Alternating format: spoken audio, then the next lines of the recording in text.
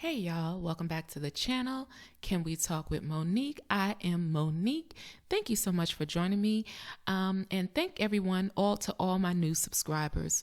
A little bit of housekeeping. Please remember to like and subscribe.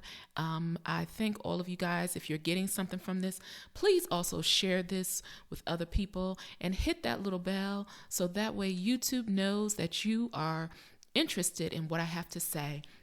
I'm going to read this copyright disclaimer because the content that I'm getting ready to utilize is someone else's, but this is important to read this because this is someone else's interview. But I thought this interview was so good. This is one of the best interviews I've seen, and I think we can all learn from it, guys. So here we go. There's copyright disclaimer, Section 104 of the Copyright Act 1976. It says this is for fair use. This video, such as criticism, comment, news reporting, teaching, scholarship, and research. Fair use is a use permitted by copyright statute that might otherwise be infringing. And so I just wanted to say that because this is somebody else's interview, but I thought it was so good. And please, guys, before we get started, this interview comes from another YouTuber. Their platform is called Special Books by Special Kids, SBSK. Please go over and subscribe to his channel. When I tell you there's some special individuals on that website and on that platform, and I think he is doing work that no one else is doing. And he also has a Patreon, SBSK on Patreon, where you can go and donate, because guys, to be honest with you, a lot of these YouTubers, yes, sometimes they do get paid, but the work and the expense, and especially if we're getting something from it and we're getting added value and they have a Patreon page, I think it is sometimes good for us to, especially if we're getting something from it and they put all this hard work into it, to go ahead on and donate. And so with that being said, this particular, I'm going to do this in two parts, right? This is part one, and this is an interview with a sociopath, and he has antisocial personality disorder. This young man's name is Dyshae. And guys, if you've ever been in a relationship or have been around, raised by a narcissist, you are going to see some things in this video. And this is such a great video to learn from, because this young man is telling you what he thinks about certain things, how he operates. And these are the type of videos that I love, because it educates you. And it gives you ideas not only of what to look for, because I've watched this video probably 10 times already. And I was like, oh yeah, this is familiar to me, because a lot of us who are on these narcissistic awareness websites is because we realize that we're survivors of some of these same individuals like Dyshae, right? And so when I tell you this video just kind of resonated with me, and it's a great teaching video. And this gentleman who did this interview, shout out to you. I tried to reach you, but the comments for this video is turned off.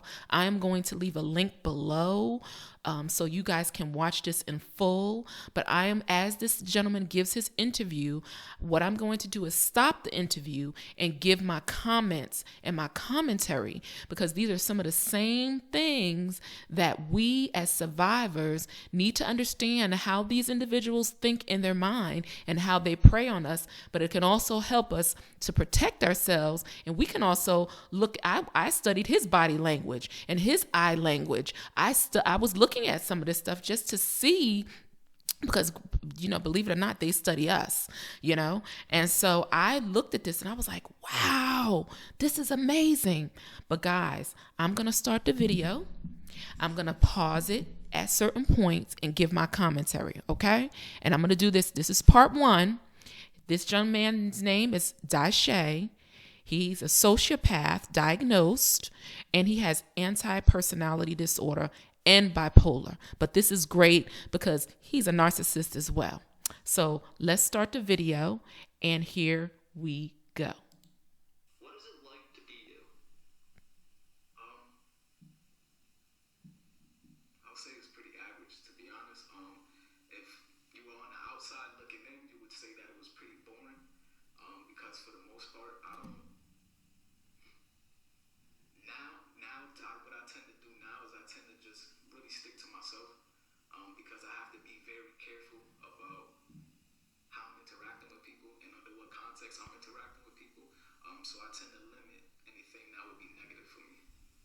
Why do you have to limit yourself?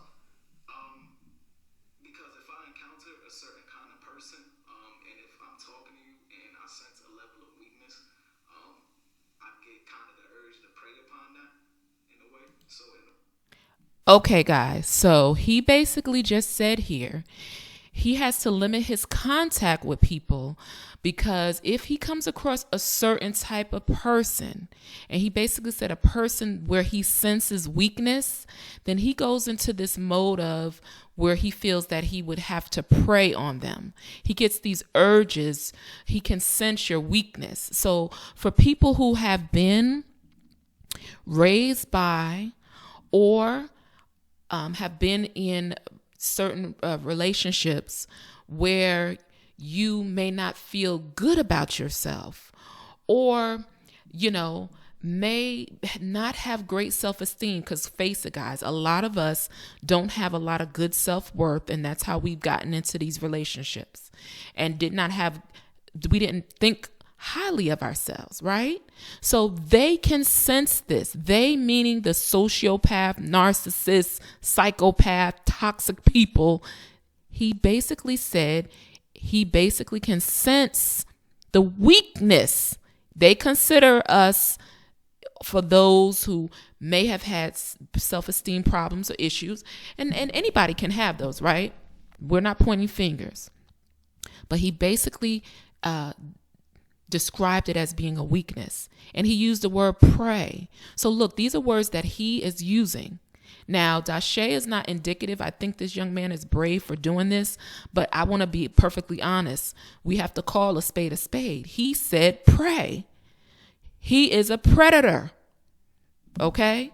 So guys, look at what he's saying. And look at this young man you would never suspect. He has the glasses on. He doesn't look, like he looks like an average young man, that could be in a library somewhere working at the store, right? So, all right. So I'm going to restart it and go on. But I just wanted to highlight that so you can see how they think. And he said if he senses, so there's something that he's looking for. Not only does he sense it, but there's something else that he looks for. So let's go on.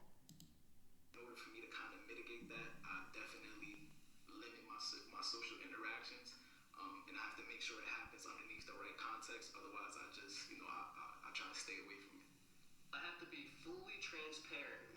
When you reached out to me and I read your diagnoses, I thought to myself, can I trust him? Can I give him the platform of our audience who I care deeply about? Are you going to try to manipulate me? Are you going to try to manipulate our audience? Are those valid concerns? Those would be valid concerns, for sure. Okay, so the gentleman there doing an interview, shout out to him. I don't even know his name, but this was the bomb diggity video. You did a darn good job. You are helping people and you are helping folks to understand these individuals and what to look out for. Thank you so much. But as you can see here, he basically said he had reservations. Was this guy going to manipulate him and manipulate his audience? Because it's a vulnerable population, right? And he basically said, yes, that would be a valid concern for sure. He's basically saying, yes, if you were concerned that I was going to manipulate you, if you were concerned that I was going to try to take advantage of you, your concerns were valid. When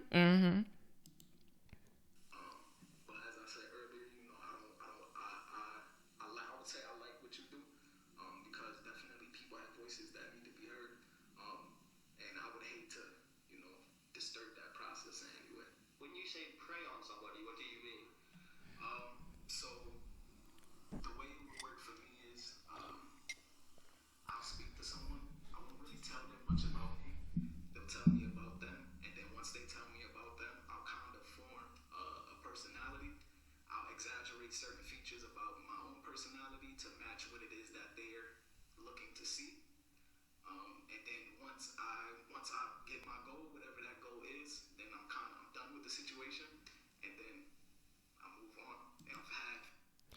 Okay, guys. So Dyshae just basically said when he meets somebody, he lets them talk about themselves and tell them all about themselves, but he doesn't really say much about himself. And what he does, he formulates a personality of what you want to see or what you want to believe. Okay. So he doesn't tell much about himself, but he's basically, getting information from you. And then based on the information he gets from you, he understands what type of person you are, what type of person you don't like, what type of person you do like. And then he alters his personality to suit that, so that you see you're looking in the mirror. You're looking at somebody that you may like. But then he says once he gets whatever his goal is, whatever that might be, once he gets it, then he's gone. So this is where the love bombing comes in. When we all talk about the love bombing, he probably love bombs people, but then as I also talk about in my other videos, how the narcissists, they listen to what you have to say. They are information gatherers, so they gather the information about what happened in your childhood, what you don't like, what you dislike, but they don't tell you anything about themselves. And then they metamorph into what you think that you want, what they think that you want to see, right? And then after that happens and what they get what they want, then that's when the discard comes in. So he's basically saying, I'll change into whoever you want to be. I get all the info. All the intel. I don't tell you much about myself. But then what I do is then turn into the person that you want. But then once I get what I want, and then I move on and I dump you and I discard you. This was a poignant interview. Oh, Lord. Okay, you can see I'm excited. Let's go on to the next one. I'm going to restart it. Feelings that I was strange, as long as I can remember. What was it like to feel strange at a young age? It was a bit interesting, I would say, because you're kind of able to exist on the fringe, and it's kind of like you're on the outside looking in. Mm-hmm. Everybody's on the other side of that window pane. So it kind of gives you the freedom to watch and to look and to observe, especially if you're a quiet person naturally. People can kind of forget that you're there. Did you feel like a different animal, a different species? No, I thought everyone else was different. As a kid, I thought they were the weird ones, and what was weird about them to you? Like, why do you get so sad at certain things? Why do you get so excited over certain things? Like, I just looked at it like it's not natural. I wasn't really able to relate to other people, and when people would get extremely angry or extremely sad, I would say, as a kid more so, I would actually get annoyed, or people would get overjoyed, and sometimes people get super excited, they jump up and down, they clap. As a kid, I would get annoyed by that because it's like, I don't understand what's the purpose of this overt display? It doesn't do anything for anyone. Just the fact that you got good news, it doesn't make the good news better if you jump up and down about it.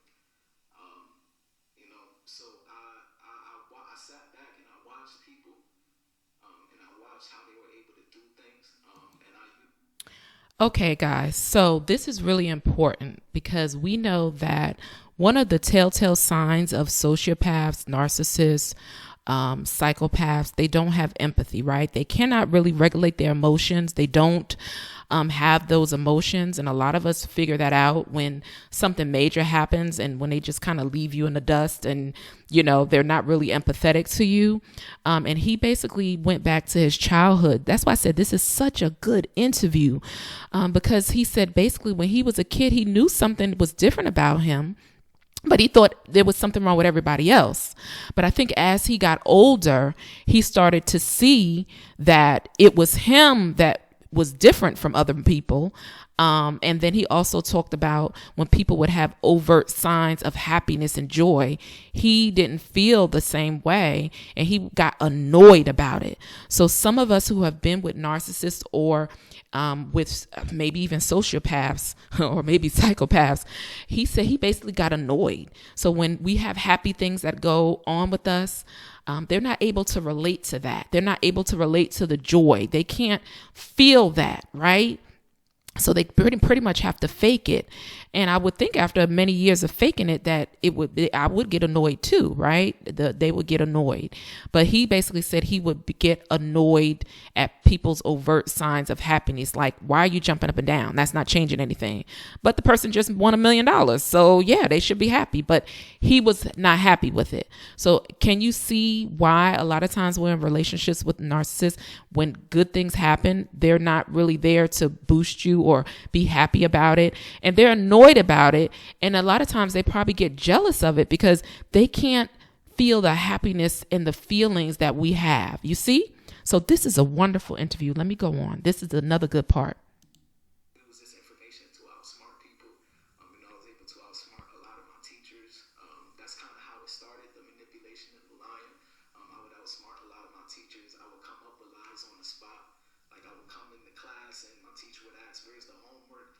I would tell her, "Oh, my dog, he got rushed to the hospital last night. We were there late until about 3 a.m. and there was this problem and that problem and that problem. And I don't even have a dog, never had a dog." So would it be correct to say that when you meet somebody, you kind of size them up and you say, okay, this person shouldn't or should be manipulated? It's not should or shouldn't be. If I have something that I want to get, then I'm gonna do my best to get it. Since I walked in here and we started talking, have you sized me up at all and analyzed any of my weaknesses and how they could be manipulated?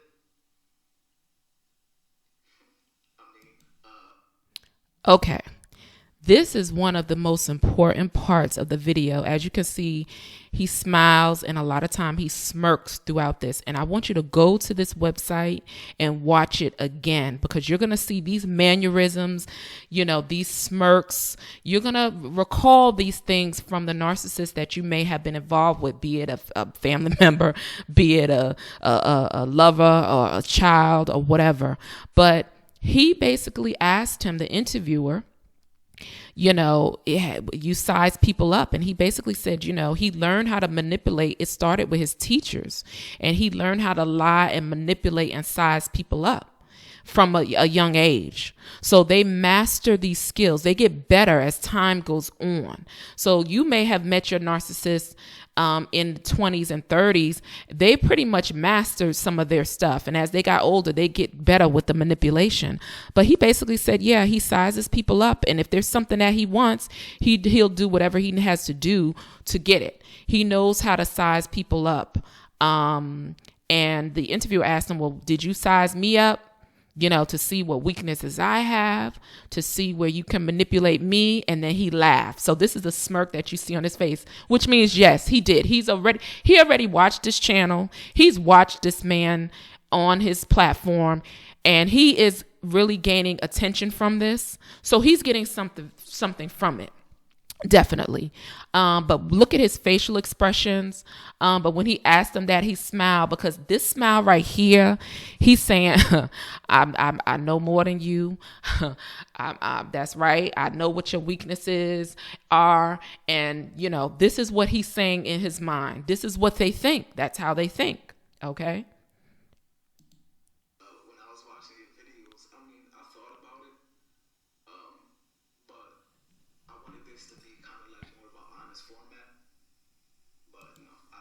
Yeah, he said he's watched his videos and the interviewer asked, did you size up my weaknesses? Did you want to manipulate me? And he said, definitely. He said he said it. I watched his videos. They watch you. They look at you. They check to see what mannerisms go along with what weaknesses. And then they put 2 and 2 together. And this is how they manipulate. Look at his face. Wow. This is so good. This video, this interview.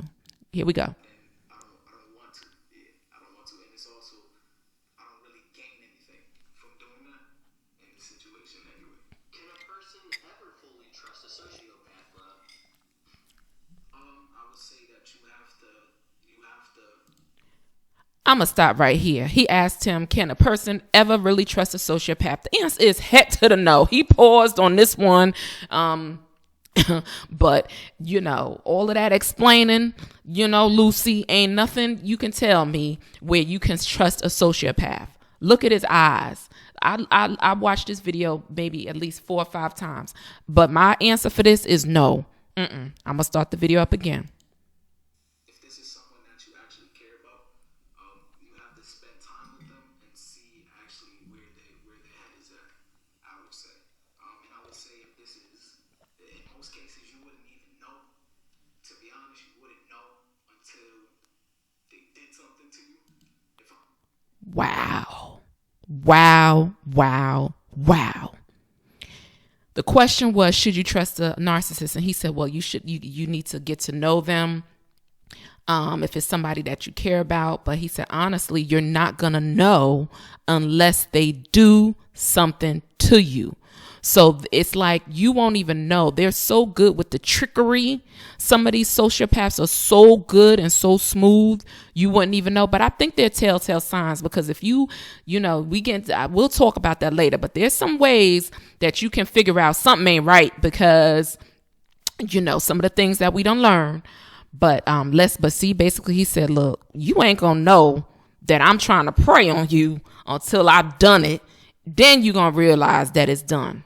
If I'm being honest, but if you're meeting someone like me who is gonna, who will tell you that this is what I'm going through, I would say watch them. Watch and see how it is they react to certain things. That's important, guys. He's giving you some rules in this playbook of staying away from some of these toxic sociopaths and psychopaths. He said, watch me and see how I interact and how I react to things. Because they have no emotions, because they have to imitate people to act normally, if there's a situation where they don't respond appropriately, so like if somebody gets run over by a car and they start laughing, that a red flag should go off. So he's saying, watch me. You'll figure it out. He's telling you, give it time. You meet somebody and you watch them. You assess them. You give it time. Use your discernment and watch his reaction, how they respond and react to things, because it's not going to be normal, guys. So he's telling you something that we should look for, okay? Especially if you're thinking about getting into a relationship with somebody. If it's just a coworker, whatever. If it's a friend, that's different. But usually the narcissists who inflict the most injury are usually people we have close relationships, like a mother, a father, family members too. But then it's also those intimate partners, right? Here's some of the blueprint, guys. This is important. Here we go. See if they, are prone to outbursts. See if they're willing to lie to you. See if they're willing to manipulate you. So I find it interesting. So this is the deal. He said, watch the person. See if they're willing to lie to you. See if they're willing to manipulate you. See if they have outbursts. A lot of times with domestic violence cases, because a lot of people who abuse people, they're narcissists, psychopaths, and sociopaths. They become violent. They lie. They manipulate. If they start doing that early on and they have these outbursts and they go, oh, I'm sorry. They can't hold that mask up, guys. They let it fall a lot of times. They give us clues. That's why he said, watch us. We are going to give you the clues. It's just that because sometimes we're just so enamored with what we thought we saw, we don't pick up on it, right? And then we like to forgive people so much, but them days are over. I'm one and done, my thing. But come on, let's go back to this interview. It is so good, guys. Come on. You said in order to trust a sociopath, you have to watch them, observe them, and understand their behavior.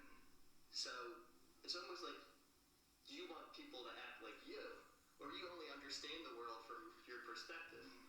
I wouldn't say it's that I necessarily want people to act like me. I look at it like it's more so about your own safety in a way. If you're dealing with someone that does have those kind of issues, Wow. He said he's doing it from the point of thinking about your safety. Think about what he's saying. He's saying this with a straight face. That's why these sociopaths, and psychopaths, they can kill people and ride around in a car with the body in there and not even break a sweat because they don't have the emotions like we do. He said basically observe, look, watch, because we have strong urges. Did you hear that? Strong urges. So if it's a strong urge to hurt someone, they'll do it. If it's a strong urge to abuse someone, they'll do it. You see what I'm saying? He's telling you. He's looking at it from a safety point that you need to watch us because we're the type of people. He's saying this in other words. This ain't coming from my mouth. You got to read between the lines, guys. You got to be careful with us, watch us and observe us because we're the type of people that have strong urges. And this is why I'm saying it for your own safety. Dude, that's why I said this is one of the best videos because he's getting the attention that he wants. But he is also dropping dime, and this is good for us too in this community. All right, let's restart it. So that's where, the observation point comes in because you can't always perceive certain things like that based off of emotions. I'm really good at faking emotions, so you wouldn't, if you're going off of an emotional basis, you wouldn't know. When did you say the last time? Wow. Some more of their blueprint. He said you would never know. He said because he's good at faking emotions. So being that he knows that he doesn't feel, he has already from childhood looked at people's faces, mimicked what happiness is, does all of these things to make you think that he's feeling the same thing. So he's saying you can't look at a sociopath just from the outside and if they're smiling or even if they're smiling appropriately or inappropriately. It's like you have to look for the offs, right? Not the appropriateness, but the inappropriateness, right? So those are the things that you would have to look for because he's basically saying, I fake it. I know how to fake my emotions. But like I said, if there's something inappropriate, like somebody who gets murdered or killed or run over by a car and they start laughing and joking, you kind of know something is not right because it's not funny, and then they'll probably say, oh, no, I wasn't laughing at that because they know, wait a minute, my mask slipped. So if you have people around you that laugh at stuff like that, or that's happened on several occasions, you might want to think twice. Okay, well, we're going to get back to this video. Guys, isn't this good? Oh, child. Time you manipulated somebody. It's been about a year. A year? Yeah, it's been about a year. How have you got? I don't believe that. He just asked him when is the last time he manipulated somebody. I don't think he has any reason to lie, but I guess he had to think about it. Maybe he had to go through all the people he's manipulated to get back to that time frame. I don't know, but again, these people are pathological liars, right? They lie and manipulate all day long. So I think he had to think about it and I'll tell you why, but I don't believe that. That part, I don't believe. Okay, let's go. A year without that. I kind of limit my social interactions. I make sure I'm not dealing with certain kinds of people. Did you always understand the negative effect manipulation can have on others? No, I didn't always understand why people had an adverse reaction to it. Because in a way, I kind of looked at it like a game. And you lost. Do you feel it? Wow. God. So can you see why we always say the narcissists, they like to win. If you leave them, they it's like a game to them. So if they devalue you and discard you, it's like a game. And he's like, basically you lost. They don't look at it like you're a human. Like it's a transactional, right? A situationship. He's like, look, dude, it's a game. You lost. I'm not looking at it as an adverse thing. I'm looking at it, you stupid, you dumb, I'm smarter than you, and you lost. And so that's why they have these narcissistic injuries, because you leave them and then they get upset because they basically want to win, And that's why going back and forth with a narcissist is not the best thing to do. The best thing to do is go no contact, because as you can see, it's a game to them. They want to win, and some of them at all costs. Okay, let's get back into it. Ashamed about people you hurt in the past?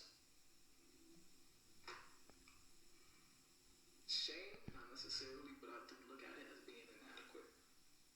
You being Wow. So he asked him, Does he feel shame about the people he's hurt in the past? And you see he had to stop. He says shame, no, but inadequate. He uses these certain words, and that's why you have to go back and watch the video again and again. I'm giving my commentary now, but go back and watch it. He uses certain words, but inadequate. That's how he feels about himself. Watch this. Inadequate. Okay. What do you mean by that? It's low frequency. Low frequency actions, low frequency emotions. I like the fact that he said that. Guys, a lot of us who've been involved with narcissists, we get drained from being with them because look at what he's saying. Everything he's saying is just pretty negative. He said low frequency actions, low frequency emotions. They can't get happy, so they gotta they need it from you. So I like that fact that he used that word low frequency. These people are low vibrational beings, right? There's certain things on this earth, this planet, that resonate at different frequencies. Higher vibrational things like the trees, they're at certain frequencies, electrical frequencies. And then there's lower, that's why they call them energy vampires. Our energy is the electricity that's in us. They zap all of that. He's telling you what they do, in other words, right? He's saying I'm a low frequency, my actions and my vibrations, what I do, I'm low vibrational, so when they're low, they need something, they need energy, they need supply. This is where the supply comes in, the words, guys, right?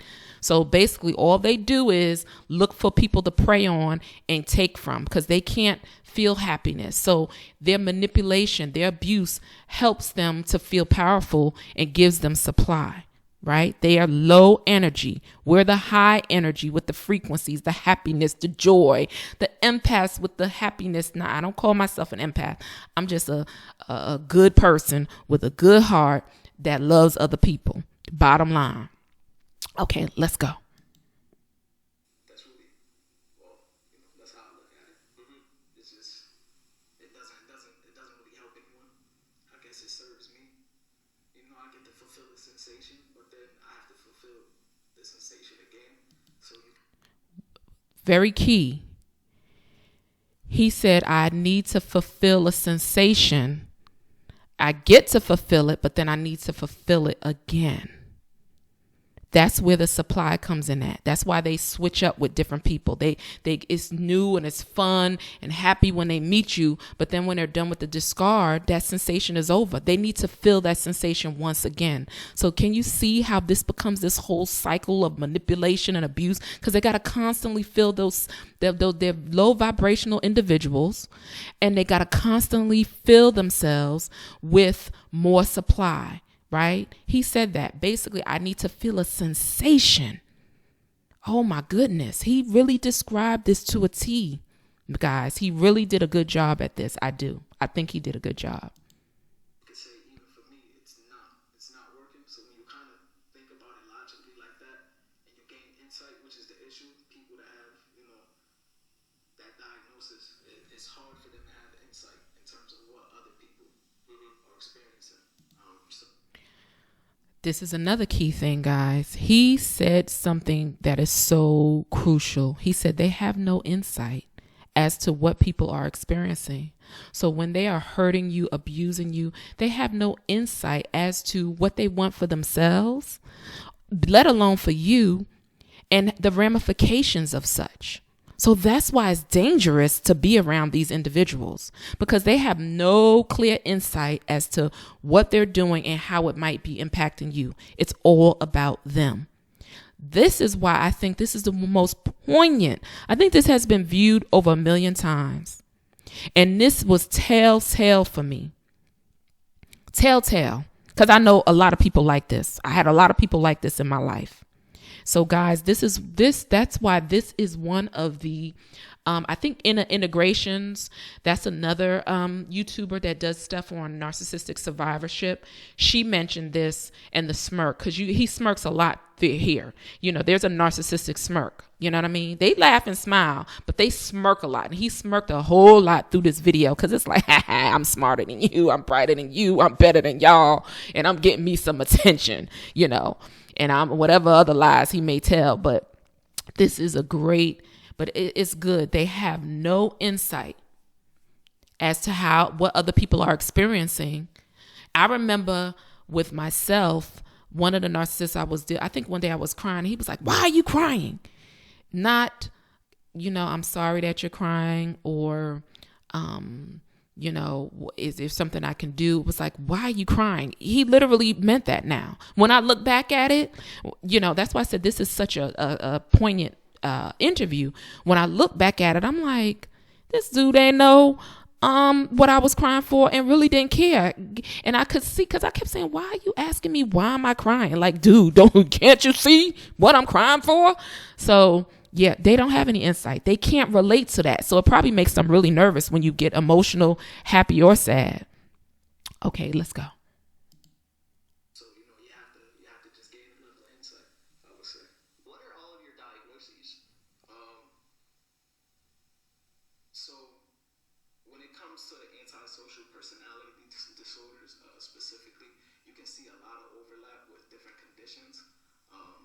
So for me, I have bipolar disorder. There's the antisocial personality disorder, and then also I have some traits of borderline personality disorder. Typically, a person with the antisocial personality disorder, if they're getting diagnosed, it's because either someone asked them to go that was close to them, that's hurt by their actions, or they did something illegal, and now they have to see someone. Why did you... Woof. He is on point. A lot of times narcissists never ever are in Dr. Romney. She's another person that I watch on YouTube. She's a really, really good therapist that, and she helps a lot of people. Go check out her channel. But he's telling the truth here. And he's very intelligent, very articulate, very intelligent. You would never think, like, dude, if you met him on the street and he was charming and dressed up, you'd be like, oh, this is a nice guy. But he basically said, and this is why a lot of them are not in therapy. Most of the time, how they get to therapy is someone in their life, their marriage is falling apart. The wife or the husband said, I'm leaving you behind. I'm sick of this foolishness. You better go to therapy. Typically, the therapy doesn't work out because they try to manipulate the therapist, but that's stories for other days. So they go into therapy, or they're in trouble. Meaning they're getting ready to lose their job, or they did something illegal. They just got locked up and they got this diagnosis underneath. That's how. And I'm almost assuming that that's how this young man, not for any other reason, because you could see him thinking, he knows the reasons why. They don't go to get therapy. It's either they're in trouble or they've done something illegal. In trouble with their wife or spouse, or they've done something illegal. And remember at the beginning of the video, he said he hasn't manipulated somebody in over a year. I think it's probably because there's some legal things that may have gone on. This is just my opinion and my assumption. I'm assuming. But maybe there's some illegal things that go on. So that's why he can pinpoint to a year when the last time, because that might have been a year that he got in trouble with the law or something else that happened. You see what I'm saying? So that's the only reason, two reasons why they're going. They done did something wrong with their relationship, is going bad, and the spouse is like, look, dude, if you don't get some help, I'm out. Or the popo came, got them clank and told them, guess what, you got to go and stay in these programs and get therapy, because he's telling the truth on that one. Seek out therapy in the first place? Because I was going through, for quite some time, I was going through basically bipolar episodes. And it was unusual for me because there would be times where I'm like feeling a level of happiness, like this kind of overt happiness, and then there would be just this deep depression where I don't want to leave bed, or I'll be intensely angry, or I'll be so numb that basically, you know, I wish I was dead in certain circumstances. And that was unusual.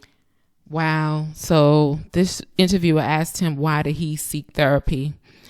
I don't know if this is true, but this is really sad when you look at what these individuals. Now, I have some empathy, but honey, after what I've been through with some of these entities, I got a little empathy for you, but honey, I don't want no parts of you. I ain't got that much empathy to want to deal with none of them. But anyway, it's sad for him because he's basically saying his life is such that he's been so numb, so depressed to the point where he may have wanted to end his life.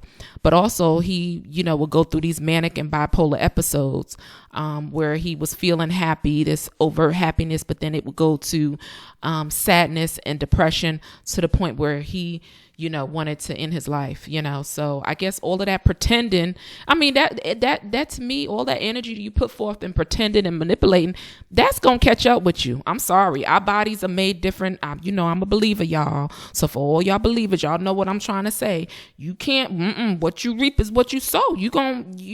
That's not a normal way to behave. So, there's going to be some ramifications for it, but let's get back into this.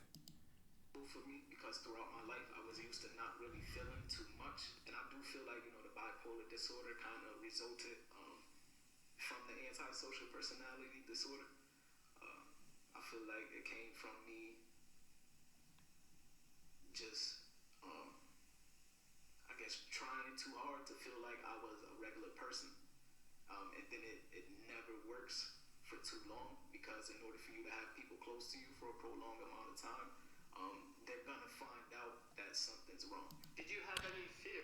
Now, this is really good. This was a good part when we talk about these terms that we use in our community, mask. So he basically said, he felt that his bipolar disorder came from the antisocial personality disorder because he would have to pretend for so long and put on a mask. And he basically said that, but you can only pretend for so long before people who are close to you find out. You see what I'm saying? And this is the reason why they know something is wrong with them. That's why they love bomb you. They got to get in some kind of way, because if you're around them long enough, you're going to realize, wait, something ain't right with you. What you say? How you say? You're going to realize that. So this is, it's exhausting for them, so they drain us.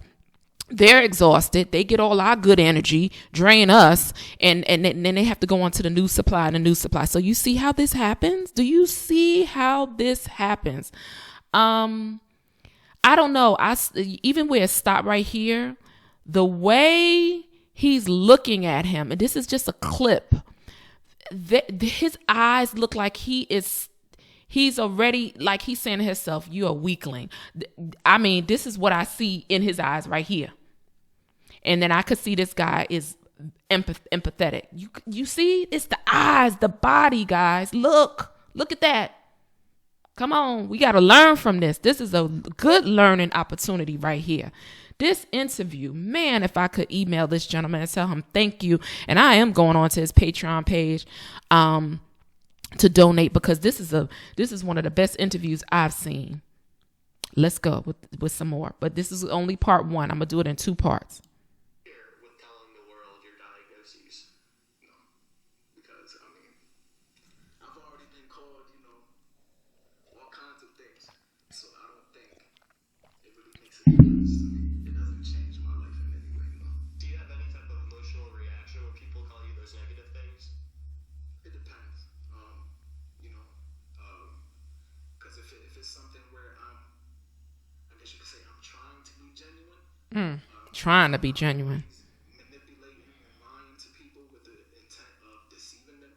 Sometimes I'll do it to make them comfortable.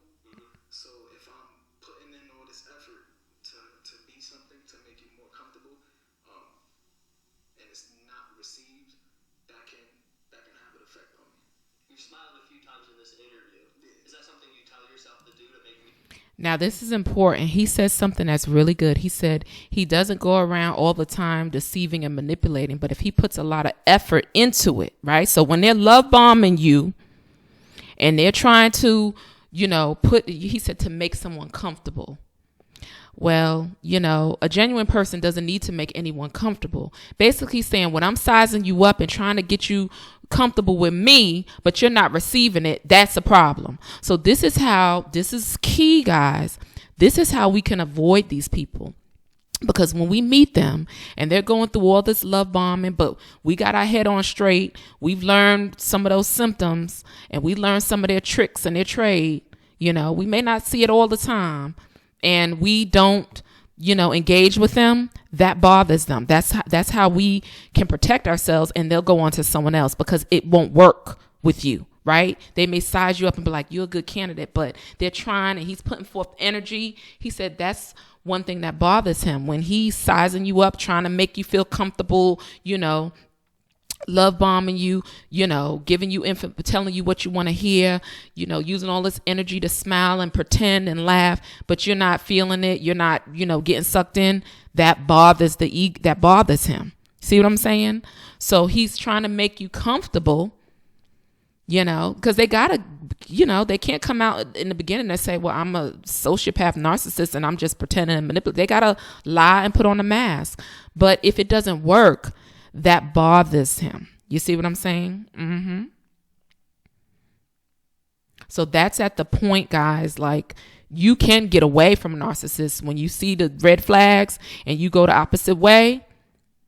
That bothers them. It's like, dang, I missed that one. I couldn't get that one. Now I got to go find somebody else. So yeah, it does, because it makes them feel like they're, they already think they're smarter than you and you know more than you. So you getting away from them, that makes them feel like, dang, I failed at this. All right, let's go. You feel more comfortable? Yeah, I smile a lot. Especially if I'm in regular conversation, you would have seen me on the street. Yeah, I'll be smiling a lot. It disarms people. It makes them more comfortable. Do you have the capability? Wow. He said if we were interacting on the street, he said, I smile a lot. Fake phony smiles. He said that disarms people. He uses words like he's in war, battle. Who says that? I smile a lot because it disarms people. Well, he don't smile because he's happy. He's smiling because it makes people more comfortable and more susceptible. If you see a smile, you're going to think the person is happy. Now, if he came to you growling with a frown on his face and mean mugging, you would not be, you would be turned off, or you wouldn't accept him as a person. So, into your life, or someone that you would want to date. So, of course, they have to laugh and smile a lot. See, he's giving some of the stuff away. I'm glad he's dropping down, because guess what? We are happy for it. We are here for it because we are tired of this abuse and these folks doing this to folks. But basically, he says he smiles a lot. It disarms. It makes people comfortable. You let down your guards, people. That's what he's saying. This is what these people do. And when I think back, when I met these people, they smiled a lot, but as the relationship went on, child, they mean mugged the rest of the way. Mm-hmm. Wow. Now look at that face. Look at that face. Would you think look at it good there, people. All right, now let's go more. Ability of feeling empathy for others. Does he feel empathy? That an average person would. So say, for example, if someone came up to you and they told you, oh, my grandma just died last night, you may feel intrinsically sad when they tell you that. You may feel sensations almost as if your own grandmother passed away. For me, it's not like that. I won't say that I don't care. That's harsh. But it doesn't make me sad to hear that at all. So instead, what I'll have to do is I'll have to logically understand that, okay, this is an event that people typically get sad at. So I would have to find words of confidence to give them. I'm sorry that happened to you. I know that must be hard. Is there anything I could do? Would you like to talk? Things like that. My grandfather. Wow. These people study. They have these lines rehearsed because they don't naturally have those emotions. So he basically said if somebody passed away, he doesn't feel sad about it at all. He said that may seem harsh, but he really doesn't. They don't really care. So he said he has to logically in his brain think, not emotions, just thinking. These people are always thinking with their brain. He's telling. He said, I have to think logically. What do I need to say in this instance? So he probably goes back in the recesses of his brain. Okay, somebody dies. I need to say this. Can I help you? Is there anything I can do? You must be feeling sad. Those are all robotic things that he's doing. They're not natural. It's just a logical thing. And that's why, guys, we got to learn not to be so emotional, everything is not emotion. These people have no emotions. So we have to learn not to be so emotional and react to everything. We have to think about it logically and then respond to it with these people. Not emotion. These people have no emotion, so they have to do things logically. And he basically said, look, I put the death, if somebody dies, let me go to the recesses of my brain and go to the section that says, how do normal people respond when somebody dies? Okay, I got to act like I'm sad. I got to say certain things. I got to behave a certain way. It is not natural for them. Okay? It's not. That's why I said this interview was so great, because it really helped me to understand, like, it ain't about us, dude. Some of it is, because we got, those of us who have been, who are survivors of narcissistic abuse, sociopaths, psychopaths. Sometimes it is them. But then we have to look at ourselves. Why were they able to choose us versus somebody else? Because they look for certain traits in certain individuals, right? Mm-hmm. Let's go. When I was 5 or 6, I remember sitting on my father's lap and he was crying, and I remember wiping the tears off his face and telling him it was going to be okay. I understood that my grandfather was gone and he wasn't going to be coming back, but at the same time, I didn't understand why all the tears. I would say I ended up becoming very perceptive to people. It's not like a thing where sometimes people, like, I don't know if you can do it, but people can walk into a room and kind of feel the mood without even really interacting or looking at anybody in the room. I can't necessarily do that, so I'll have to walk in. I have to look at people, observe, any body language, and then from there, I would go off of that. So just all of that, basically, that is just simulated emotions that I've been using. When was the last time? Wow, this good God Almighty. Now, all of us who have emotions and feelings, and some of us, I don't like to use that word empath, but are really sensitive, we can walk into a room and feel like, wait a minute, what's going on? Or somebody passed by us or our children, and we'll be like, what's going on? What's wrong? We can feel and sense that something has changed.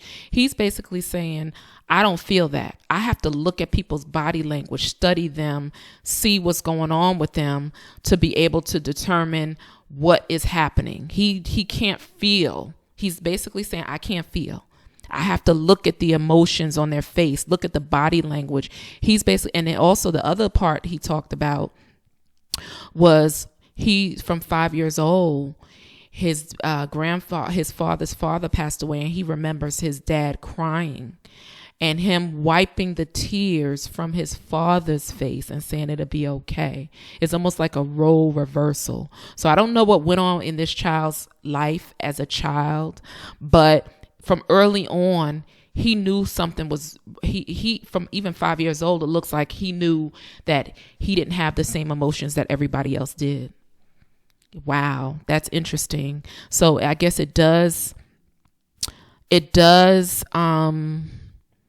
bolster the fact that some of these people, some of the individuals who are psychopaths and sociopaths, is it nature versus nurture? Are they born like this or are they made? But this interesting. It was almost like role reversal. He was wiping his dad's tears at a 5-year-old saying that. Wow. That's sad. That's sad. Let's go. And I'm going to end this because this is pretty long, and then I'll do the other half. When was the last time he felt happy? That was the question. When was the last time? Okay. You pretended like you felt happy? All the time. Yeah, all the time. Because, it makes people uncomfortable. If they're around someone, like, how do you not, experience joy? Would it be correct to call you? Wow. So he asked him, see, this is where people like us clash with these individuals because we know what happiness is. He asked him, when was the last time he felt happy? He said he doesn't know. That's a miserable. Can you understand why these folks are so miserable? Because they can't, something as simple as getting joy from, I used to ask this person, that I used to deal with, and they used to go to football games, and I'm like, oh, you should be happy. It's football season again. They would never say anything. Like, they can't feel happiness, guys. They have things that they like, but I don't even think they went I don't even think they went to these football games for fun. I think it was to prey on people and to watch their emotions and to watch people. I don't think it was for fun, because I used to say, well, oh, your team won, you should be happy. Or you'll be saying, oh, my team just won, I'm so glad, let's go. No, they would never say that. Never. They're not happy, guys. They're just not. These people can't feel joy. Now, the next question he asked him was, when was the last time you pretended to be happy? He said, all the time. He said, because it's unnerving when you're around people and you're probably upset all the time. So you can't get supply like that. It makes people uncomfortable. So he has to pretend. Do you know how much energy that takes? That's why they got to draw energy off of us. Because they have to pretend. Look at his face. This man, these people study. I said, your team won. You should be happy. He'd be like, oh. I'm like, wow. Nothing makes this person happy. I started realizing this person is miserable. Miserable all day, every day, 24/7. This is probably a horrible way to live, guys. Really, really, really. Let's go on. Sociopath? I mean, if you're thinking in terms of scientific terms, sociopathy, they kind of discarded that term a while ago. But in terms of what most people understand it to be, I would say yes. Layman's terms, yes. So he don't really like that term sociopath. He's done read up on it and everything. He said they discarded that word a long time ago, but he said in layman's terms, that's what I am. I'm a sociopath. So you can see there's areas he's sensitive about what people say to him. If you're, he doesn't like that term sociopath. He just does not like it. Okay, let's go.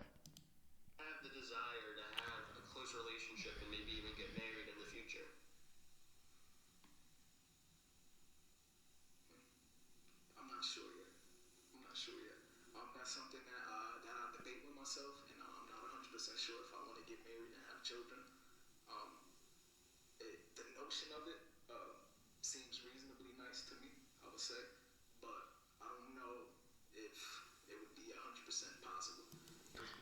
Okay, so I'm going to stop the video here. And in my commentary, he asked him, did he want to get married or, thought about it? And he said the notion of it seemed reasonably nice. There's something that could benefit with him, but he's not 100% sure. Child, Lord, because see, they look at it from the standpoint of how it can benefit them. Not the fact that, okay, I care about this person and love them. It seems nice. Not that there's a responsibility when you have a wife or children. It's just a notion, a thought that it could reasonably seem nice to him and give him some benefits from it. Has nothing to do with them wanting to be romantic with anybody. Absolutely not. So let me see what else he says about that.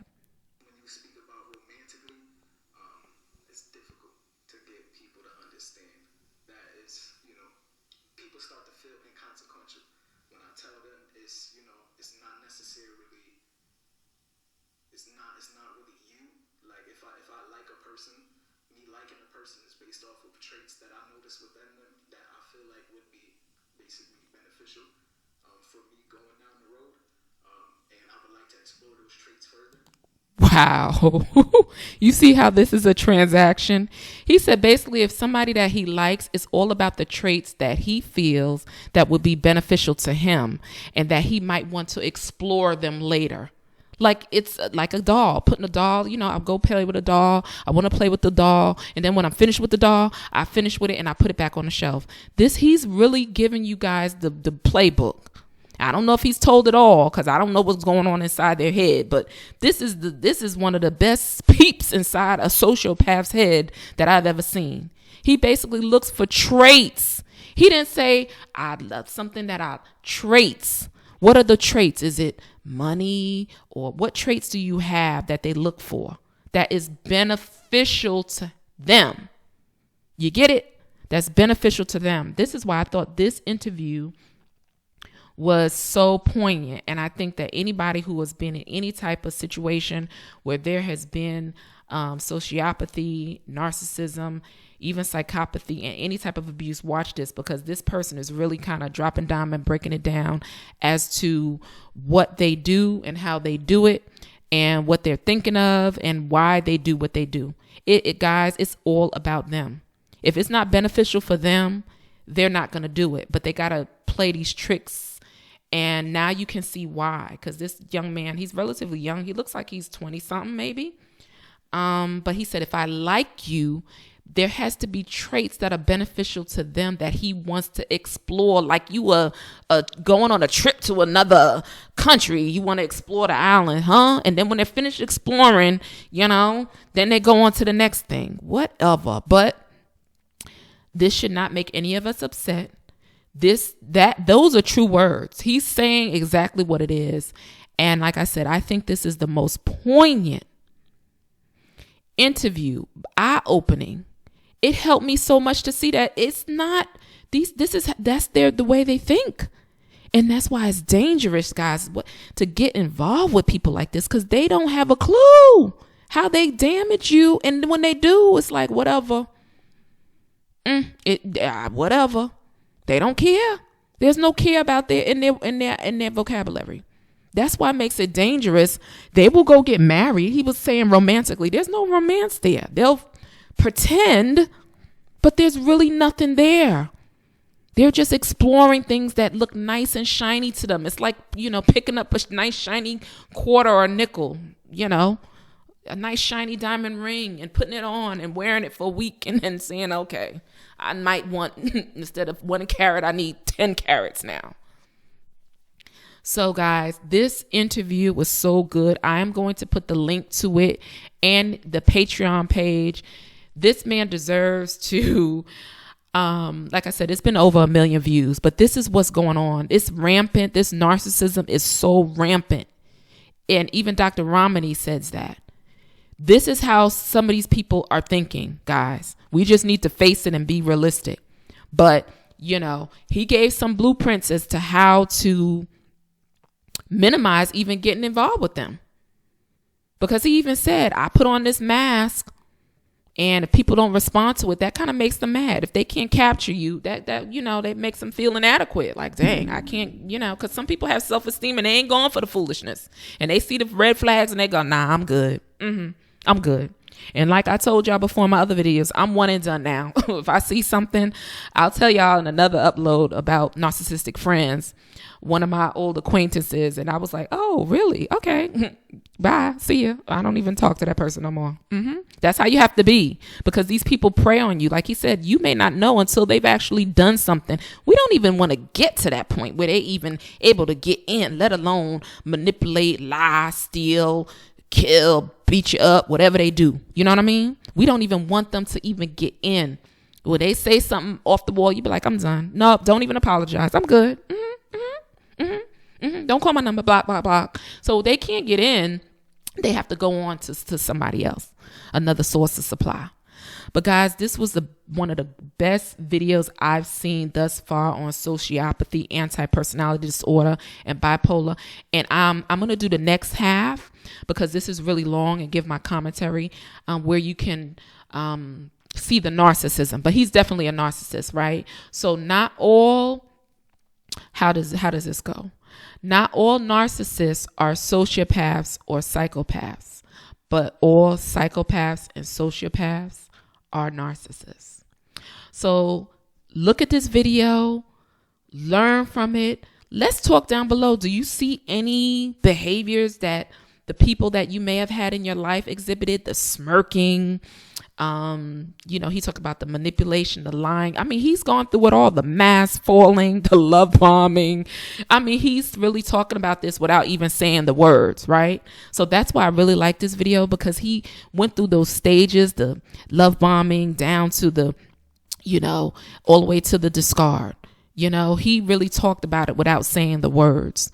This was an excellent video, guys. I think it's a video that we all can learn from. Send it to other people.